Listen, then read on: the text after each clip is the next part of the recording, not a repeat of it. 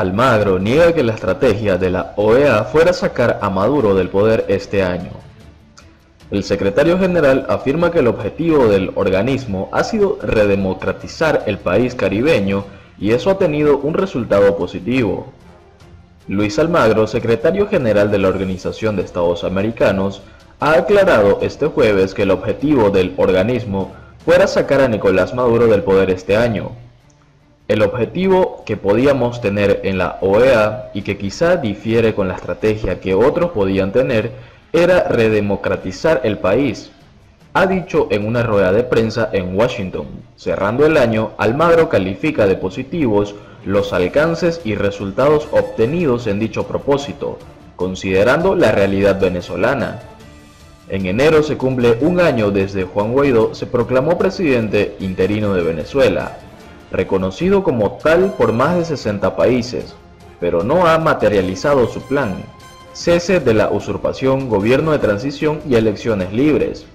Algo que sí ha conseguido la oposición al régimen de Maduro es que el embajador Gustavo Tarré, designado por Guaidó, tenga un puesto en el principal organismo de la región.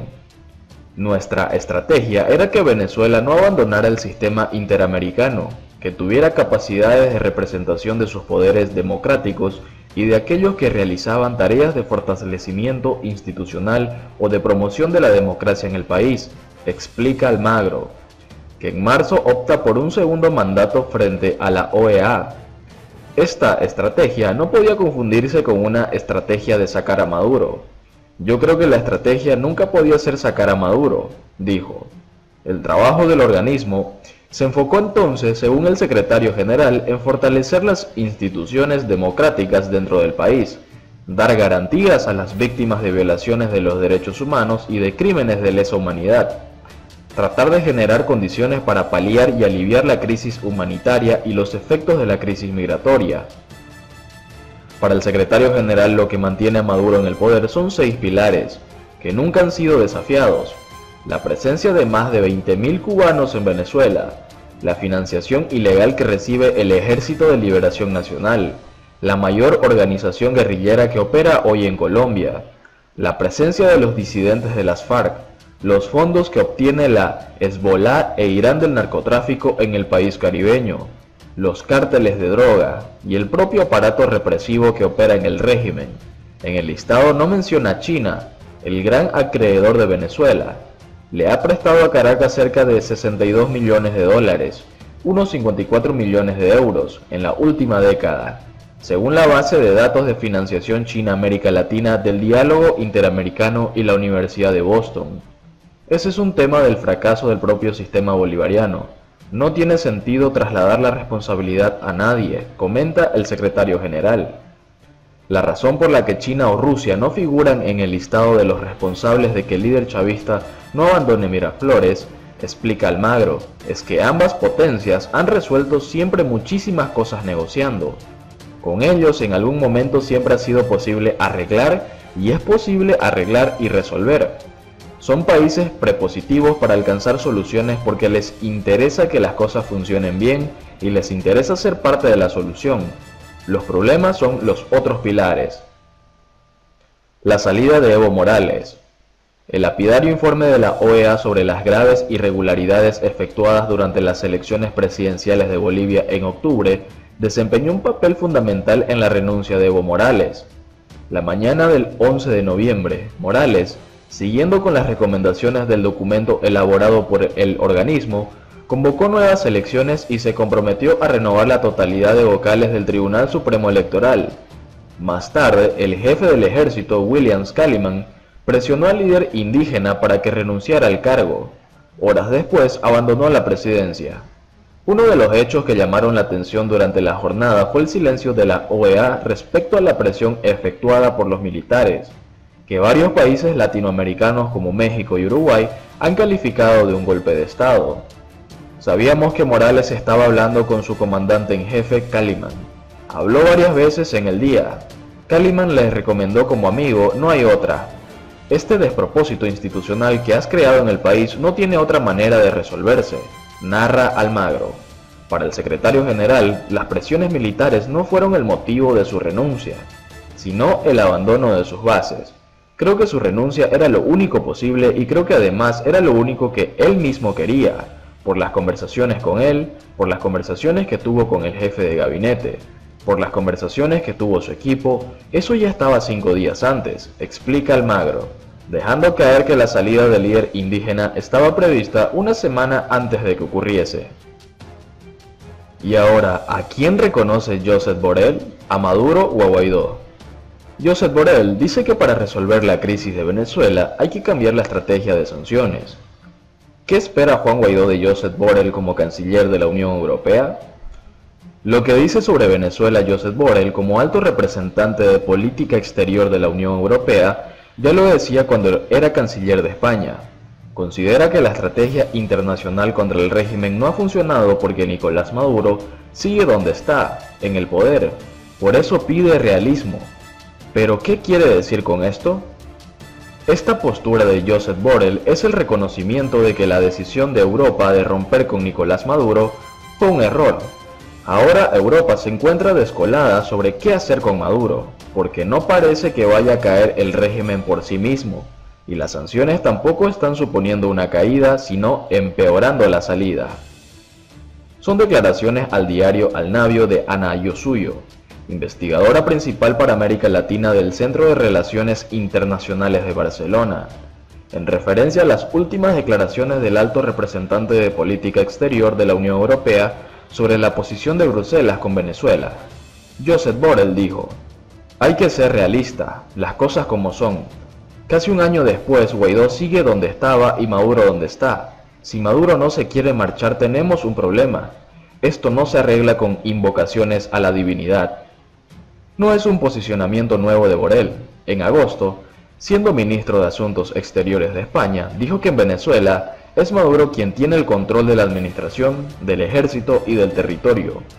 Lo que ocurre es que ahora Borrell es el jefe de la diplomacia de los 28 países de la Unión Europea, por lo que sus palabras tienen todavía más peso e influencia. Si bien la investigadora del CIBOT considera que el análisis de Borrell es acertado, Nicolás Maduro sigue de facto en el poder y Juan Guaidó está como líder de la Asamblea Nacional. Añade que Borrell no es claro en su propuesta. Hay que hacer algo más que hablar del multilateralismo y del grupo de contacto, apuntó Ayuso. Y es que la pregunta ahora es, ¿qué se puede hacer? La apuesta hecha por Estados Unidos con Juan Guaidó no funciona, declaró Ana Ayuso, y seguir manteniendo las sanciones a largo plazo no funcionan, solo funcionan en el momento que hacen el daño. Venezuela ya ha reajustado sus aliados y ha redirigido sus acciones, solo hay que ver qué está produciendo más petróleo. ¿Y qué pasa con los esfuerzos de Juan Guaidó? Europa siguió la propuesta y apuesta de reconocer a Juan Guaidó. Realmente parecía que tenía un plan, pero el plan no fue tal, visto lo que pasó con la ayuda humanitaria y con el alzamiento del 30 de abril. Ana Ayuso considera que Juan Guaidó sí fue un factor desestabilizador al principio, que realmente puso en aprietos a Maduro, pero considera que ha ido perdiendo fuerza hasta el punto de decir que al régimen le conviene mantenerlo donde está, porque la oposición parece que vuelve a dividirse otra vez. La investigadora del CIBOT solo ve una opción posible. La única manera que veo de conseguir una elección es conseguir unas elecciones parlamentarias, que son las que tocan, homologables, y que haya un reparto de fuerzas. Querer tumbar a Maduro no es una salida. Ha conseguido que con ataques directos a su persona se genere una mayor cohesión dentro de su núcleo de poder. Y por último, denuncian que partidos españoles de izquierda realizan evento en Madrid en favor del régimen de Maduro. Cabe destacar que Orlenis Ortiz, de nacionalidad venezolana, es una activista del chavismo dedicada a difundir las bondades de la revolución bolivariana. El portal español denunció que este jueves se celebra en la Universidad Complutense de Madrid un acto con el que se pretende lavar la cara al régimen de Nicolás Maduro, por lo que buscarán demostrar que la crisis humanitaria del país caribeño no está originada por la dictadura bolivariana, sino por la presión de Estados Unidos y de sus socios, como es la Unión Europea. El evento, que lleva el nombre Venezuela, Asedio y Resistencia, se realiza en la Facultad de Ciencias Políticas y Sociológica, justamente donde Juan Carlos Monedero imparte clases, según denunció el portal. indican que el acto se contará con la presencia de consolidadas defensoras del régimen de Nicolás Maduro. Por ejemplo, estará Ornelis Ortiz, quien es una influencer que está financiada por el chavismo para manipular a través de las redes sociales la realidad de Venezuela e intentar blanquear a la dictadura, según ha confirmado a periodista digital América, fuentes de la propia Embajada de Venezuela en España. Sin embargo, no estará sola. En el acto también se contará con la presencia de Manuel Pineda, el eurodiputado de Unidas Podemos Izquierda Unida y secretario de Relaciones Internacionales del Partido Comunista Español. Justamente este último ha sido quien ha defendido en el canal oficialista de Nicolás Maduro que en Venezuela no hay presos políticos y que existe un gobierno democrático, indica el reporte. Cabe destacar que Orlenis Ortiz, de nacionalidad venezolana, es una activista del chavismo dedicada a difundir las bondades de la revolución bolivariana. Se ha dedicado a utilizar sus redes para desmentir lo que afirma la oposición venezolana, por lo que es común verla en videos donde muestra a los venezolanos felices viviendo en la patria de Bolívar. El portal destaca que Manuel Pineda fue uno de los acompañantes internacional al proceso electoral, que no fue reconocido internacionalmente y que llevó a Nicolás Maduro a quedar como un usurpador del poder. Sin embargo, a los ojos del comunista se trató de un proceso que debería ser replicado en España. Hemos venido a dar fe y avalar el proceso electoral. Ya quisiéramos encontrarnos con un sistema parecido en España. Así lo afirmó tras su encuentro con el ministro de Asuntos Exteriores, Jorge Arreaza, por lo que aprovechó para felicitar al pueblo venezolano por su victoria en el marco de una guerra económica, lo que demuestra que no se ponen de rodilla ante el imperio. No podemos más que agradecer por ser un ejemplo por la lucha contra el imperialismo, apuntó mientras presumía de su camiseta roja, color usado por el chavismo.